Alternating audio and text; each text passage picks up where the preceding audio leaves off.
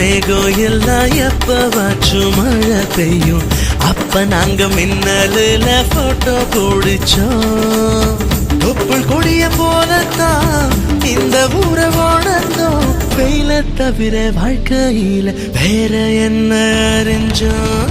வெயிலோடு விளையாடி வெயிலோடு உறவாடி வெயிலோடு மல்லு கட்டி ஆட்டம் போட்டோமே. நெண்டூரும் நரிவூரும் கருவேலங்காட்டோரும் தட்டானாய் சுத்தி சுத்தி வட்டம் போட்டோமே. பசி வந்தா குருவி முட்டை தண்ணிக்கு தேவம் குட்ட பறிப்போமே சோழ